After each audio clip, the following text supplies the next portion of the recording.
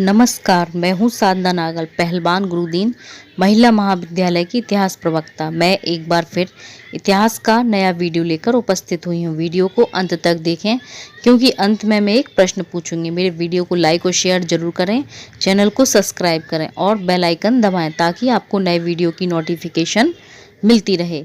इस वीडियो में मैं आपको दिल्ली सल्तनत के पतन के कारण के बारे में बताऊंगी।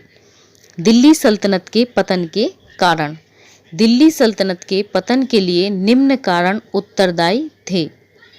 स्वेच्छाचारी तथा निरंकुश शासन। दिल्ली के सुल्तानों ने स्वेच्छाचारी तथा निरंकुश शासन स्थापित किया। सुल्तान को असीमित शक्तियों एवं अधिक अधिकार प्राप्त होते थे।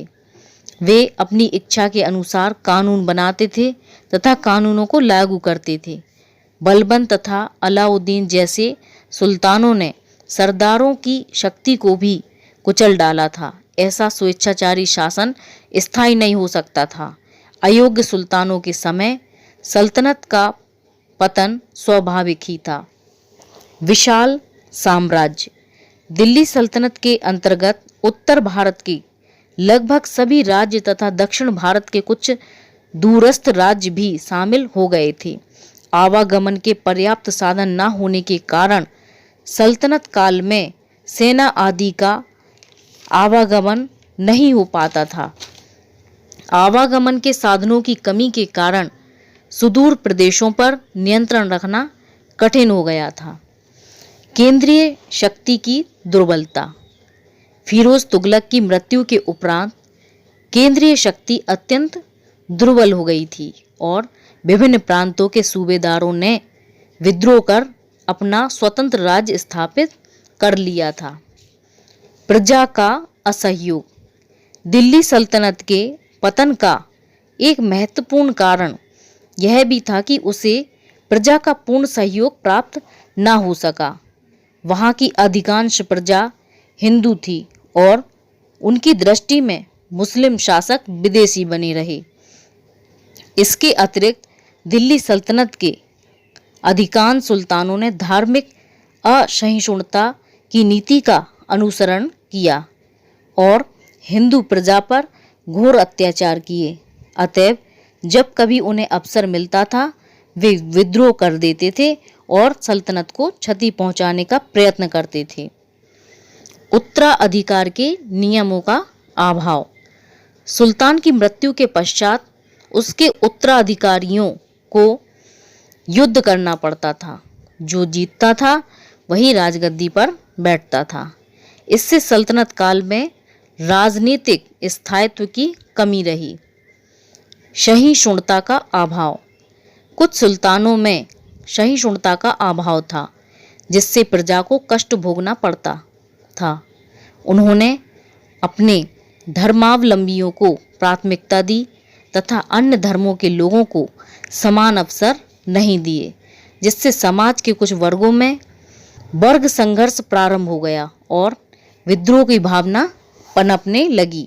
दरबार में एकता का अभाव। सुल्तान के दरबार में सहयोग एवं एकता का अभाव रहा। वहाँ अमीरों और उलेमाओं का अधिक प्रभाव रहा। सुल्तान अलाउद्दीन खिलजी और सुल्तान मोहम्मद बिन तुगलक ने राजनीति को धर्म से अलग रखने के प्रयास किए थे और यह वास्तव में एक अच्छा कदम था, परंतु सभी सुल्तान इस नीति पर अमल नहीं कर सके। उनके दरबारों में एकता का अभाव रहा। दरबारों में प्रायः गुटबंदी होने लगी जिससे आपस में युद्ध हुए और सुल्तानों की शक्ति कम होने लगी। तैमूर का आक्रमण। 1398 ईस्वी में समरकंद के शासक तैमूर लंग ने भारत पर आक्रमण कर दिया। इस आक्रमण में तुगलक वंश का अंतिम शासक नसीरुद्दीन महमूद बुरी तरह पराजित हुआ और तैमूर ने दिल्ली पर अधिकार कर लिया। इसके उपरांत काबुल के सम्राट बाबर ने दिल्ली सल्तनत को जड़ से उखाड़कर मुगल साम्राज्य स्थापित किया। मंगोल आक्रमण। मंगोलों के बार बार होने वाले आक्रमणों ने भी दिल्ली सल्तनत का पतन निकट ला दिया था। डॉक्टर आशीर्वादी लालजी का मत है कि बार बार होने वाले मंगोल आक्रमणों ने भी, जिनका आरंभ 1240 ईस्वी में रजिया की मृत्यु के पश्चात हुआ, दिल्ली सल्तनत के भाग्य और नीति पर गहरा प्रभाव डाला। स्थायी सेना का अभाव। दिल्ली सल्तनत की अपनी कोई स्थायी सेना नहीं थी। संकट के समय सुल्तान अमीरों और प्रांतीय शासकों की सेना की सहायता लेते थे, जो सुल्तान के प्रति वफादार नहीं होते थे और विश्वासघात करते थे। अतः हम कह सकते हैं कि दिल्ली सल्तनत के पतन के लिए कोई एक कारण जिम्मेदार नहीं था। सुल्तान और उसके सरदारों तथा स्थानीय प्रशासकों और जागीरदारों के बीच संघर्ष, प्रांतीय और भौगोलिक समस्याएं आदि।